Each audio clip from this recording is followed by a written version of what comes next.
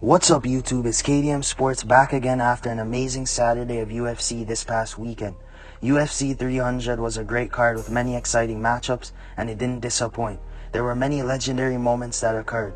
The most impressive fight on the main card definitely would have to be Max dominating Justin Gaethje. I have to apologize for doubting the Blessed Express. I know most in the MMA community were favoring Justin as well, because you have to think we've only seen Max fight at lightweight in the UFC once, and that was against Dustin years ago. Dustin Poirier, who shared the octagon with both a while back, was one of the few who gave Max a chance. His assessment of Max was true. Max's length and timing would have gave Justin problems, and that's what happened. Max definitely has very good boxing. I guess I just fell victim to the stats. Stats really don't tell the full story. On paper, it would seem like Justin has a chance to be the first to KO Max, because Max leads the UFC in most absorbed strikes, and statistically, Justin is pretty accurate at 59% while landing 6.78 significant strikes per minute. Max's chin could never be underestimated, but we've seen Justin hurt guys who are known to be tough like a Tony Ferguson and create tons of damage. We've seen him knock out Poirier not too long ago, the same guy who rocked Max multiple times during their fight and ended Max's legendary win streak years ago. Max was just sharp. His distance management and control of the range he wanted to operate at, it was just outstanding. Ironically, instead of Justin being the one who creates damage usually, it was Max who busted Justin up and brutally KO'd him. Not only was it just the distance management from Max, but also his speed. Max made a statement for real, that if he can put on the weight the right way, he would be successful at 155. He just took out the number 2 ranked lightweight in the division, a guy who's only lost to the best at lightweight and been consistently in the top 3 for years. This was definitely Max's best performance of his career, even greater than that Calvin Kattar masterclass, because Justin is a future Hall of Famer and at a higher weight class. Max is the definition of a BMF. He outclassed Justin in every way. Justin was damaging Max Holloway with those leg kicks, but Max's timing with his jab and right hands were exceptional, along with his composure. You could see Max's eyes wide open, concentrated on seeing every strike Justin was throwing. Justin had a hard time finding Max at various times throughout that fight. Max Holloway's movement around the cage and striking defense was on point. It seemed as if Max is still evolving, because in his last 3 wins since his loss to Volk, his defense has steadily been getting better. Over 5 rounds, he only absorbed 103 strikes, and then put a stamp on his performance by knocking out Gaethje cold with 1 second left. The contrast in their styles was shown in this fight between Max and Justin. Max feinting, making Justin react at times and landing those beautiful straight rights, coming up from the body and landing lots of combinations. Also occasionally landing that picture-perfect spinning body kick. Justin was ducking and winging punches, missing most of his punches. Max was the matador in this fight, and he set the tone early by being the first one to create damage with his patented spinning kick around the end of round 1. He kept timing when Justin would cover up, because Justin has a tendency to do that in fights.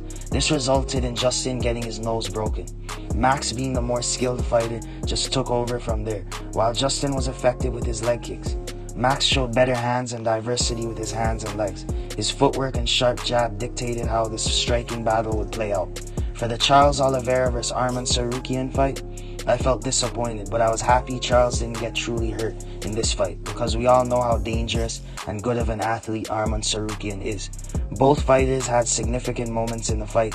I could understand people expressing that Arman clearly won the fight and is the rightful winner. If you go off the judging criteria, it definitely was a close fight. In my opinion, as much as I am a Charles fan, I do believe Arman won that 3-round fight. I would have loved to see 2 more rounds, because Charles was going for submissions, and that's ultimately Charles's game. He is a finisher. That's why this was only his 2nd decision in his UFC career, which he did lose. The split decision was fair, although Charles came close with submissions in the first and the final minute of the 3rd. It just wasn't enough in my opinion. Charles came out more patient and tried to approach this fight in a more tactical way on the feet, which I thought was the wrong game plan for this kind of fight against Arman. Charles needed to be the Charles that comes forward and fights aggressively. He's been in there with guys who hit hard, probably even harder than Arman. Maybe the speed of Arman gave Charles problems, but even then, Charles has walked down guys like Chandler, Poirier, and Gaethje. So I'm not sure what the game plan was for this fight, but Charles in his mind probably thought that experience would put him over Arman, which was the wrong approach for a 3-round fight. Arman, of course, had those low takedowns in his arsenal that Gaethje and Poirier just don't do. So when Charles was pressuring them, they just had to deal with it. 5 rounds would have suited that kind of pace that Charles was fighting at, being tactical on the feet, trying to find the right areas of the fight to be most effective and finish the fight. But in a 3-round fight, you gotta push the pace more and be that do or die type of Charles that we all loved during that legendary run. The takedowns and wrestling usually slows down the pace of a fight, and Arman did a great job of getting Charles to think about the threat of takedowns. Charles defended some of them, but when he was on the ground, especially in the 2nd round and for a good chunk of the 3rd round, he seemed complacent being off of his back against a guy who loves to ground and pound on top, instead of putting more effort to create more scrambles. Gotta give credit to Arman though for being prepared when it comes to being aware of the dangers of Charles Oliveira's submissions, because Charles will try as much submissions as he can until he gets one locked in. Charles really needs to sharpen back up his striking. Although he wants to be more defensively responsible, he's also got to find that balance where he can effectively strike while not putting himself in too much danger. This is my biggest criticism of Charles. It makes me so upset that Charles doesn't utilize his reach more and sharpen up his boxing. Imagine how much more dangerous Charles would be if he had a snappy jab, along with sometimes jabbing to the body. It would establish his 74-inch reach and his distance management while opening up that dangerous right hand. Also, Charles in this fight really didn't show any diversity. Charles in recent fights has basically abandoned his teeps that he used to utilize. Now for the main event, we had Alex Pereira versus Jamal Hill. What more can you say? Alex Pereira is a killer. It was satisfying to see Alex knock out Jamal Hill silly with all the trash talk and disrespectful things Jamal was saying about Alex. The way he finished Jamal was a highlight of this whole card. He stopped the ref and basically said it's okay, this fight is going to be over with. As soon as he took those economical steps forward while fighting Jamal's lead hand, pressuring him to the cage and landing a non-telegraphed shovel left hook that Jamal didn't see coming to put him out. Alex reminds me of K.D.M. He isn't the most well-rounded, but it's like if you were to play NBA 2K, his striking is on like 99 or 100 on game sliders. His striking is just so above everybody else's in this division that you have to try your best to survive on the feet with him and grind out a boring wrestling decision if you're going to beat him. Because at any point during a stand-up fight with Alex Pereira, the way he stands, positions himself, and moves around the octagon, you're going to be in constant trouble. The reads and understanding of when to land his shots without giving you any idea of where his strike is going to land is impeccable. And only guys who have achieved what Alex has in the striking world, or guys who just love striking, would be able to understand how important timing and non-telegraphed strikes are. Like I've said before, Alex Pereira is a kickboxing version of the Brown Bomber Joe Louis, an economical fighter who understands his realm and geography of where he wants to fight his best fight. He knows that every round will always start on the feet and that no one can stand with him. He's confident that even with the basic skills he has in grappling, he has enough strength and understanding to where he can survive on the ground. Alex is a massive specimen who loves to utilize a standing guillotine and an underhook to make it difficult for you to take him down. And then on the ground, he makes it difficult for you to ground and pound him by always getting overhooks and clamping down on you in his guard. Alex utilizes economical fighting with great fundamentals and high IQ to make him as successful as he is right now. Jamal Hill said he wanted to stand and bang, and he got what was coming. MMA striking and the level of understanding is at a much lower level than what Alex had experienced all those years in Muay Thai and kickboxing. The mechanics are different. When you watch Alex, it's like seeing a mad scientist perfecting his craft.